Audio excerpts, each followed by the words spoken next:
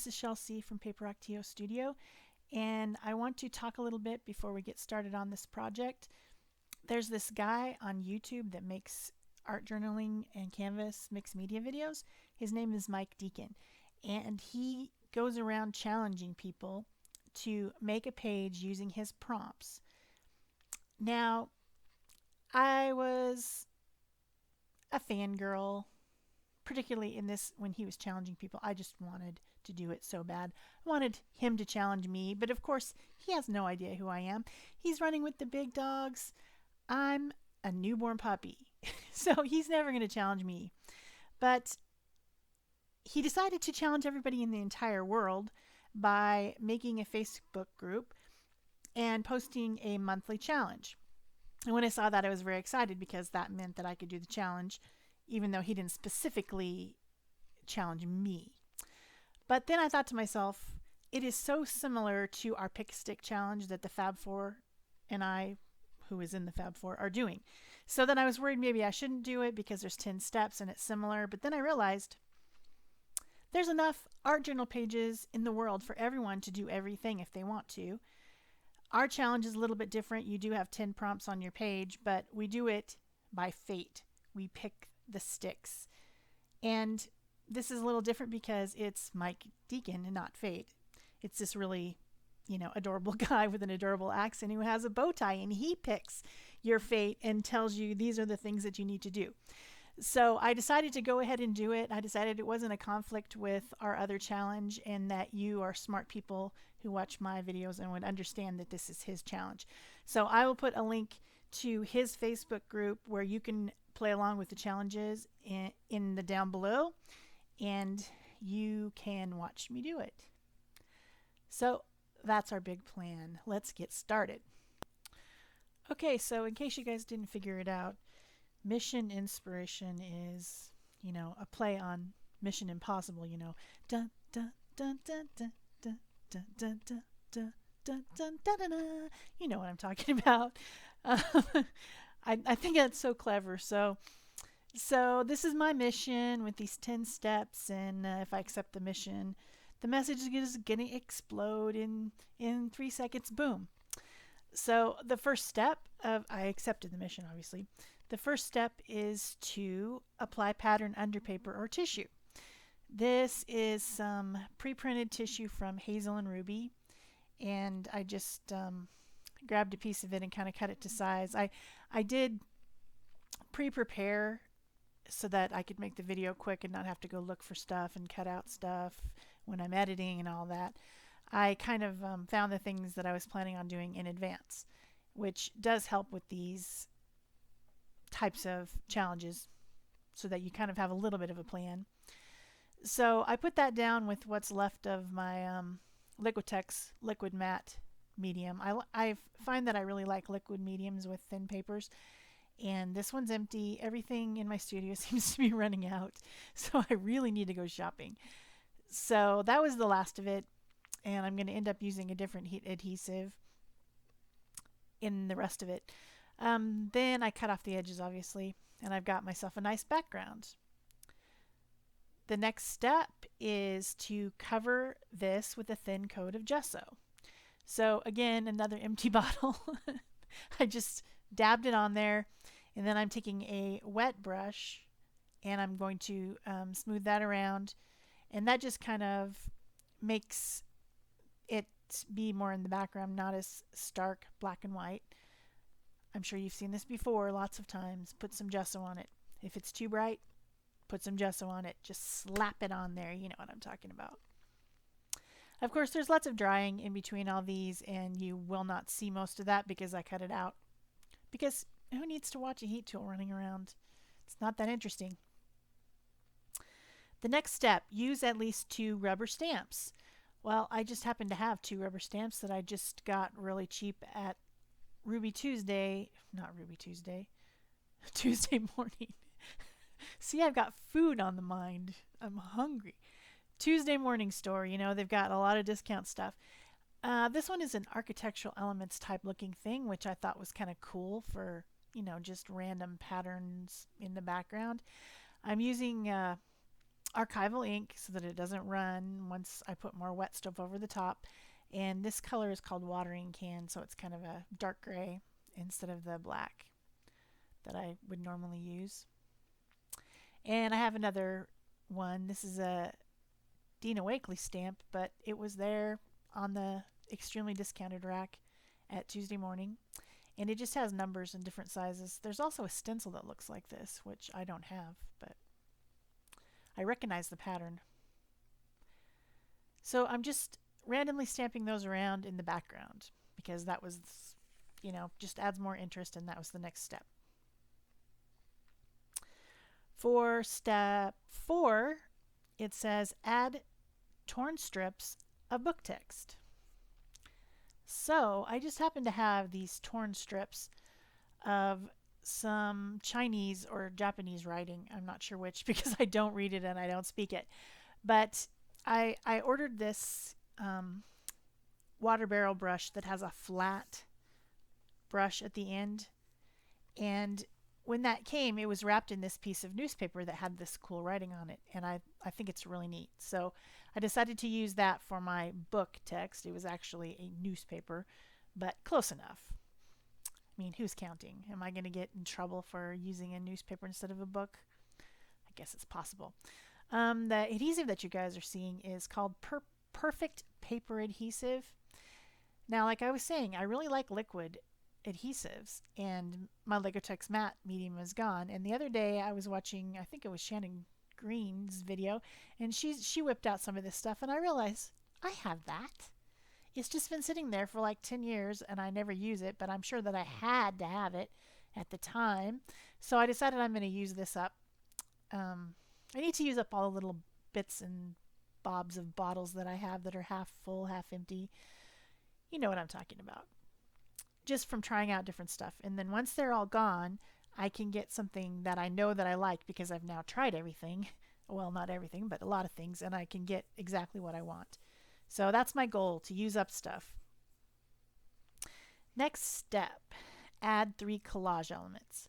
Now, if you guys watched my test video for the Pick a Stick challenge last week, I think, I talked about not having magazines and things like that around the house, but I did find a few things in like circulars and junk mail and stuff like that, and that's what these are from. I had cut them out to potentially use on that other page, and these are the ones that are left.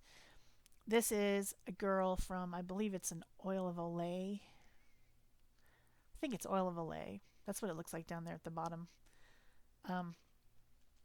Obviously, if you use Oil of Olay, you become beautiful and young and perfect.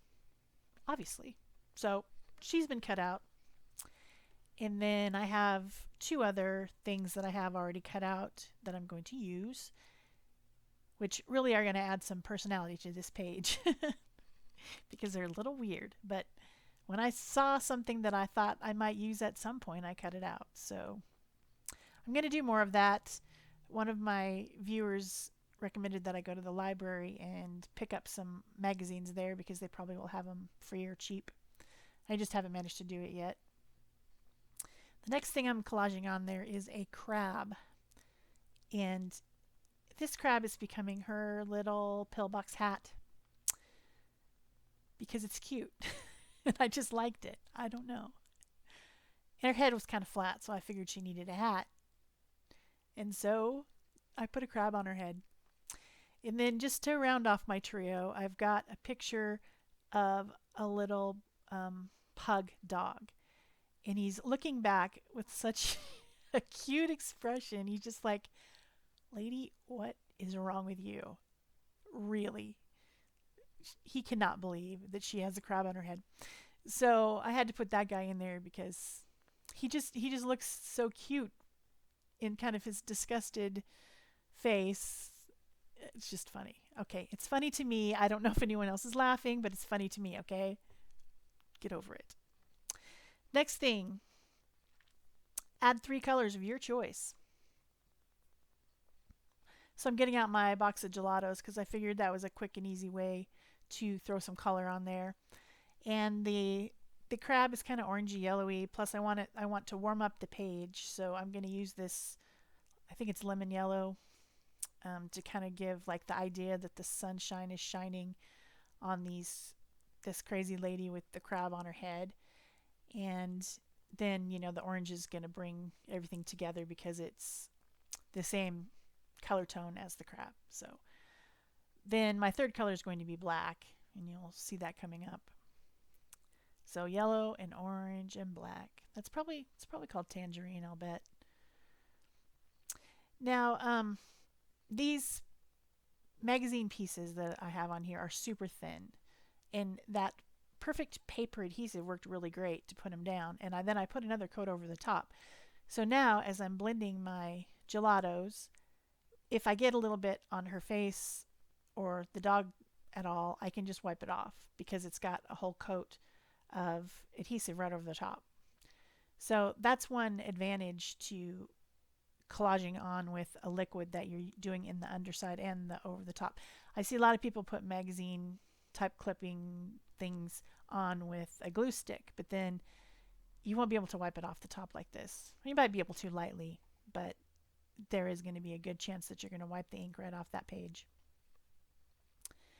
And this is a wet paper towel. Another thing that I'm out of in my studio is baby wipes.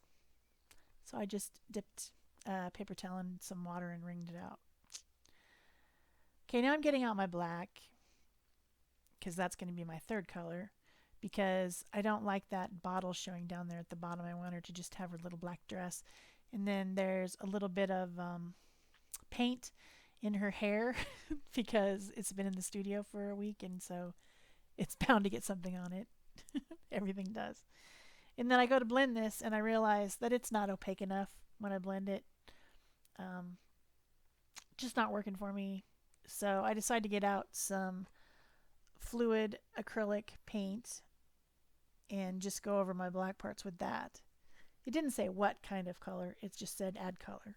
So I'm going to do this with the brush, and then that covers up that top of whatever the bottle, I think it's the Oil of Olay bottle, and darkens up her little black dress. And then also, you guys have heard me rant about how I can't stand it when things are floating on a page, on a card, whatever, without any type of ground. So I have to give little Mr. Dog something to stand on. Of course, I don't really know why the ground would be up there by her shoulder, but we're going to go with it because that's just how I roll. So here goes the little hill that the dog is standing on. It also helps his paws stand out from the very busy background as well. Okay, next step. Make marks with white or black paint. Well, I've got paint right there, so I decide to make my marks with my finger. For your Bones fans, that's your phalanges. They are really perfect for applying paint and other mediums. I use them a lot. I'll bet you do too. So I'm just making some little black dots with my fluid acrylic paint. I believe this is golden. Yes, it's golden. Golden carbon black fluid acrylic. So I'm having fun. I hope you guys are too. Got my marks. And the next step is to add a quote or phrase. Well, of course, you have to have a quote or phrase because otherwise this would make no sense. So I had printed this on my computer, and I'm just going to cut it up, which I'm going to speed up now so that you don't have to watch me cutting. Super speed. There you go. It says, don't take life too seriously. No one gets out alive. I thought that was appropriate for my silly page with my silly dog and my silly lady. And I'm, of course, attaching this again with the perfect paper adhesive, PPA, because my Liquitex matte liquid medium is empty.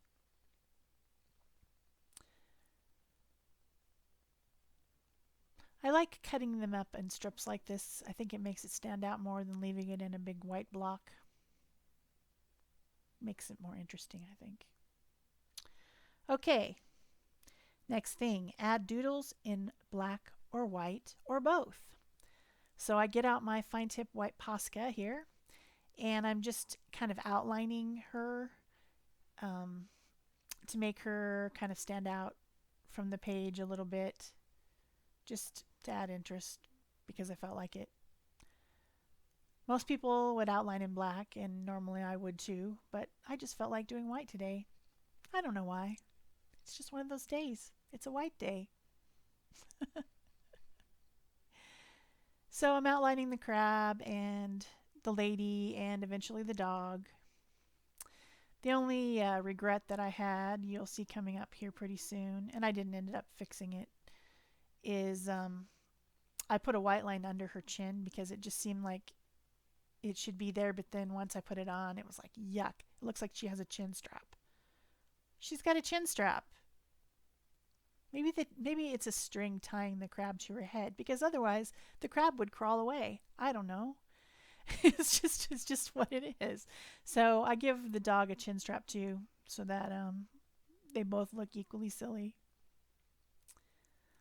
That's the perils of outlining with white, I guess. Yeah, the corner was peeling up a little bit there. And then I look back and I say, oh, I can use black too. Okay, black and white, because it says or both. So I'm outlining my phrase with my black fine tip Posca pen, and I'm also going to make a border, like a scribbly scratchy type of border around the edges with my black Posca. I do love these pens. They are my friends. I rhymed. Wow, I'm losing it. All right. The last thing, add drips or splatters. So I got out some white acrylic paint, that's Liquitex Basics, and my fan brush. And my fan brush is wet. And I just blop it around into the white paint and then tap on it and it adds splatters. But I did add some splatters to her face, and then one landed right underneath her nose, which just looked bad. So because that's covered up with, the adhesive, I can just wipe it off. So here's your close-ups, and I hope you enjoyed this project. If you did, please like and comment and subscribe and share and all that. And down below, take a look at the Facebook group for Mike Deakin and his challenge. And you can also take a look at the Fab 4 Pick a Stick Challenge. If you would like to join that group, you can join both groups. You can make so many pages and have so much fun, and it's awesome. So thanks. Bye-bye.